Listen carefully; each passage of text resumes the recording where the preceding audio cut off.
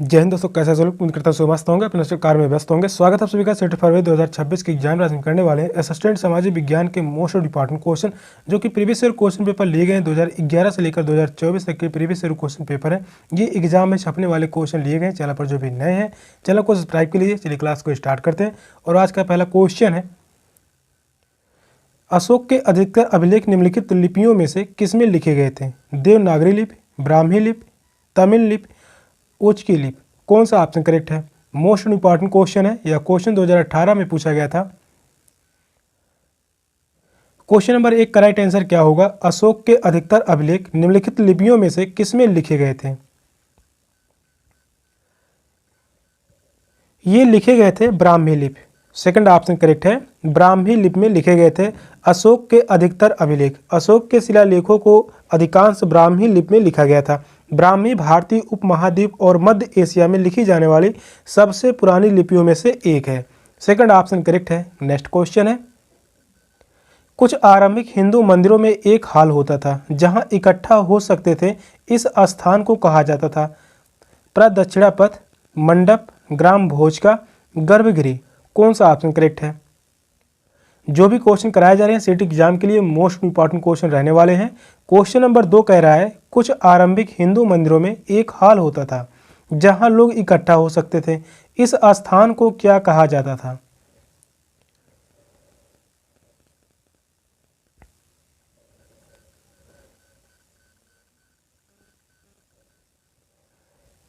इस स्थान को कहा जाता था मंडप। सेकंड ऑप्शन करेक्ट है, मंडप।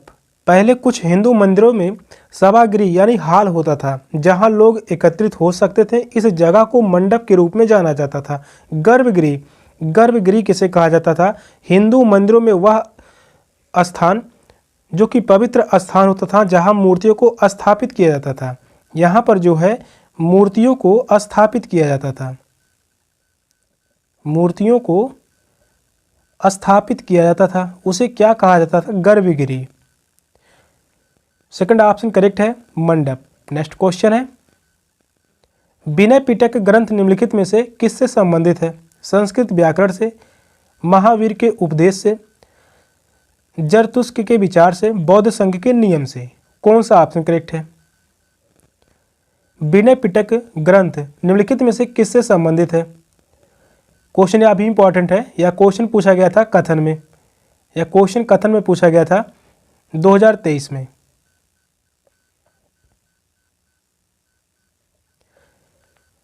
क्वेश्चन नंबर 3 का राइट आंसर क्या होगा? विनय पिटक ग्रंथ निम्नलिखित में से किससे संबंधित है? या जो संबंधित होगा बौद्ध संघ के नियम से। फोर्थ ऑप्शन करेक्ट है, बौद्ध संघ के नियम से संबंधित है विनय पिटक ग्रंथ। विनय पिटक बौद्ध संघ के नियमों से संबंधित एक पुस्तक है। इसमें मठवासी भिक्षुओं और योगिनियों के लिए नियमों का उल्लेख किया गया है। विनय पिटक ग्रंथ में नियमों का उल्लेख किया गया है, नियमों का उल्लेख किया गया है। फोर्थ ऑप्शन करेक्ट है, बौद्ध संघ के नियम। नेक्स्ट क्वेश्चन है, राजा हर्षवर्धन के दरबारी कवि बाणभट्ट ने उनकी जीवनी हर्षचरित निम्नलिखित भाषाओं में से किसमें लिखी थी? उर्दू, संस्कृत, प्राकृत, हिंदी। कौन सा ऑप्शन राइट है?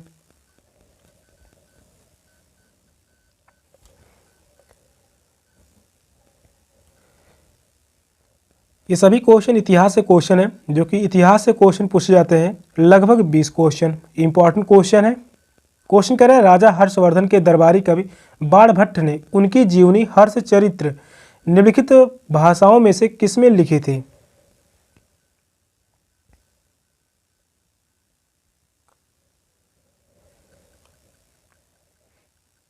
तो वह भाषा थी संस्कृत। सेकंड ऑप्शन करेक्ट है, संस्कृत भाषा में लिखी गई थी हर्षचरित पुस्तक।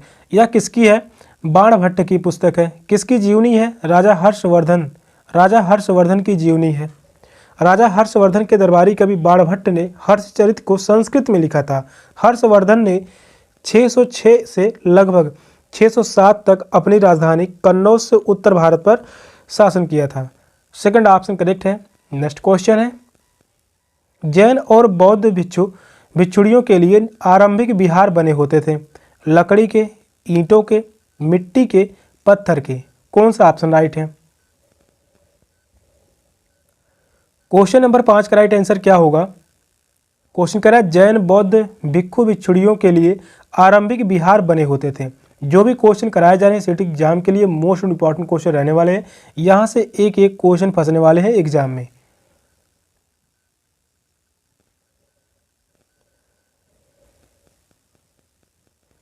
तो बने होते थे लकड़ी के, फर्स्ट ऑप्शन करेक्ट है, लकड़ी के बने हुए थे। पूर्व काल में जैन और बौद्ध भिक्षुओं के विहार लकड़ी के बने होते थे। विहार बौद्ध मठों के लिए संस्कृत या पाली भाषा के शब्द हैं। फर्स्ट ऑप्शन करेक्ट है। नेक्स्ट क्वेश्चन है, कन्नौज पर लंबे समय तक त्रिपक्षीय संघर्ष किन 3 राजा वंशों के बीच चला? गुर्जर प्रतिहार, पाल और चोल, राष्ट्रकूट, चोल, पाल। गुर्जर प्रतिहार, राष्ट्रकूट, चोल, पाल, राष्ट्रकूट और गुर्जर प्रतिहार। कौन सा ऑप्शन करेक्ट है?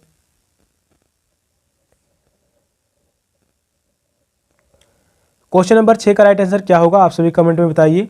कन्नौज पर लंबे समय तक त्रिपक्षीय संघर्ष किन 3 राजा वंशों के बीच चला?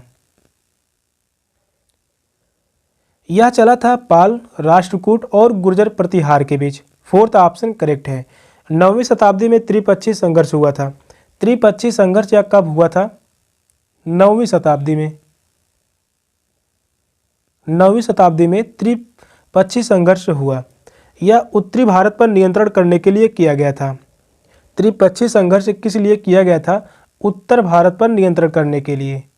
उत्तर भारत पर नियंत्रण करने के लिए त्रिपक्षीय संघर्ष लड़ा गया और यह संघर्ष पाल, राष्ट्रकूट और गुर्जर प्रतिहार के बीच हुआ था। फोर्थ ऑप्शन करेक्ट है। नेक्स्ट क्वेश्चन है, सूफी मत के अनुसार खानकाहों से अभिप्राय है नाम का गुणगान करना, नीति कथाओं पर चर्चा करना, वे स्थान जहां सूफी संत बैठकों का आयोजन करते थे, एक विशेष प्रकार का गाना। कौन सा ऑप्शन करेक्ट है?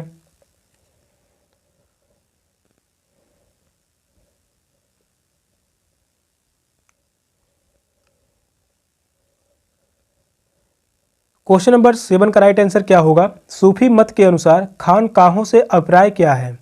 यह क्वेश्चन जो है पूछा गया था खानकाह से। यह कथन में क्वेश्चन पूछा जा चुका है 2021 में, और 2021 में जो है शिफ्ट वाइज एग्जाम हुए थे। मोस्ट इंपॉर्टेंट क्वेश्चन है, सूफी मत के अनुसार खानकाहों से अभिप्राय क्या है? वे स्थान जहां सूफी संत बैठकों का आयोजन करते थे। थर्ड ऑप्शन करेक्ट है। वे स्थान जहां सूफी संत बैठकों का आयोजन करते थे। सूफीवाद में खानकाहों का वह स्थान है जहां पर सूफी उस्ताद अपनी सभाएं आयोजित करते थे। अक्सर यह सालिग यानी सूफी यात्रियों के लिए धर्मशाला के रूप में काम आता था। या जो है धर्मशाला के रूप में काम आता था। थर्ड ऑप्शन करेक्ट है। नेक्स्ट क्वेश्चन है, चोल मंदिर के विषय में निम्नलिखित कथनों में से कौन सा सही है? चोल मंदिर प्रायः अपने आसपास विकसित होने वाली केवल ग्रामीण बस्तियों के केंद्र बन गए। सेकंड ऑप्शन कह रहा है जनसाधारण द्वारा दी गई भूमि से चोल मंदिर संपन्न हो गए। वहीं थर्ड ऑप्शन है चोल मंदिर सामाजिक, आर्थिक, सांस्कृतिक जीवन के केंद्र थे। फोर्थ ऑप्शन कह रहा है लौह प्रतिमाओं का निर्माण चोल मंदिर की मुख्य विशेषता थी। कौन सा ऑप्शन करेक्ट है?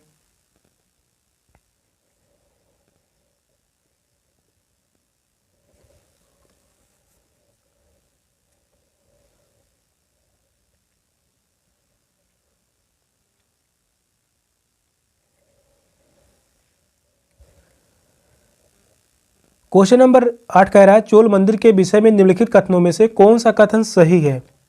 चोल मंदिर प्रायः अपने आसपास विकसित होने वाली केवल ग्रामीण बस्तियों के केंद्र बन गए थे। यह गलत होगा। जनसाधारण द्वारा दी गई भूमि से चोल मंदिर संपन्न हो गया, यह भी ऑप्शन गलत होगा। चोल मंदिर सामाजिक, आर्थिक, सांस्कृतिक जीवन के केंद्र थे, यह सही है। थर्ड ऑप्शन करेक्ट है। लौह प्रतिमाओं का निर्माण चोल मंदिर की मुख्य विशेषता थी, यह भी गलत होगा। इस क्वेश्चन का राइट आंसर है option C. Third option correct है। चोल मंदिर आर्थिक, सामाजिक और सांस्कृतिक जीवन के केंद्र थे। तंजावुर के बड़े मंदिर स्थापत्य कला और संस्कृत के आश्चर्य हैं। तंजावुर का जो मंदिर है, तंजावुर का मंदिर, इसका नाम है बड़े मंदिर। बड़े मंदिर यह जो है स्थापत्य कला और संस्कृत के आश्चर्यजनक है।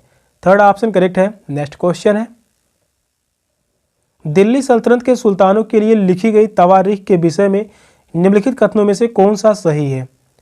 या दिल्ली सल्तनत की प्रशासनिक भाषा उर्दू में लिखी गई।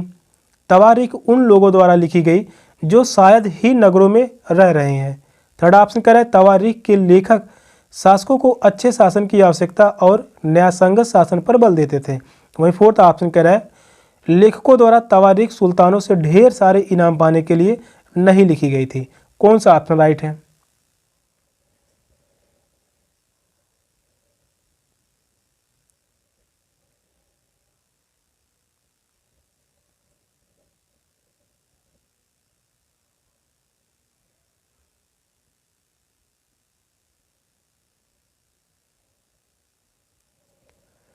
क्वेश्चन नंबर 9 का राइट आंसर क्या होगा? क्वेश्चन कह रहा है दिल्ली सल्तनत के सुल्तानों के लिए लिखी गई तवारीख के विषय में निम्नलिखित कथनों में से कौन सा कथन सही है? यहाँ पर पॉजिटिव पूछा हुआ है। या दिल्ली सुल्तान की प्रशासनिक भाषा उर्दू में लिखी गई थी, तो यह जो है गलत होगा। या लिखी गई थी फारसी भाषा में, या लिखी गई फारसी भाषा में। फर्स्ट ऑप्शन गलत है। तवारीख उन लोगों द्वारा लिखी गई जो शायद ही नगरों में रहें, तो यह भी गलत होगा। तवारीख के लेखक शासकों को अच्छे शासन की आवश्यकता और न्याय संगत शासन पर बल देते थे, तो यह सही है। थर्ड ऑप्शन करेक्ट है। लेखकों द्वारा तवारीख सुल्तानों से ढेर सारे इनाम पाने के लिए नहीं लिखी गई, तो यह जो है लिखी गई थी, ढेर सारे इनाम पाने के लिए लिखी गई, तो यह भी ऑप्शन गलत होगा। इस क्वेश्चन का आंसर है option C, third option correct है। तवारीख के लेखक सुशासन की जरूरत होने पर शासकों को सलाह देते थे। इसे फारसी भाषा में लिखा गया। लेखक शहरों में रहते थे और अक्सर सुल्तानों से पुरस्कार पाकर अमीर बनना चाहते थे। थर्ड ऑप्शन करेक्ट है। नेक्स्ट क्वेश्चन है 19वीं सदी में निम्नलिखित में से किसने कुरान शरीफ की आयतों का हवाला देकर महिलाओं की शिक्षा के लिए तर्क दिया था? सैयद अहमद खां, जियाउद्दीन बरानी, रुकैया सखावत हुसैन, मुमताज अली। कौन सा ऑप्शन करेक्ट है? मोस्ट इंपॉर्टेंट क्वेश्चन रहने वाला है, या क्वेश्चन एग्जाम में पूछे जाने की संभावना है। क्वेश्चन नंबर 10 का राइट आंसर क्या होगा? कमेंट में आप सभी बताइए।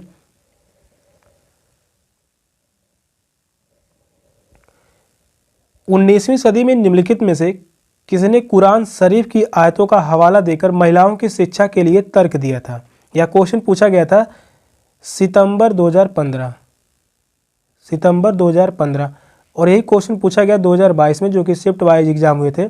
इस समय यह क्वेश्चन कथन में पूछा गया। क्वेश्चन रिपीट होते रहते हैं प्रीवियस ईयर क्वेश्चन से।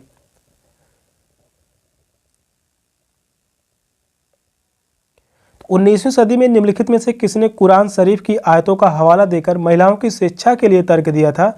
Mumtaz Ali. Fourth option correct है, मुमताज अली। 19वीं सदी में महिलाओं की शिक्षा की तरफदारी करते हुए मुमताज अली ने कुरान की पुनर्व्याख्या की। उत्तर भारत में कुलीन मुस्लिम परिवारों में महिलाएं अरबी में कुरान सीखती थीं। फोर्थ ऑप्शन करेक्ट है।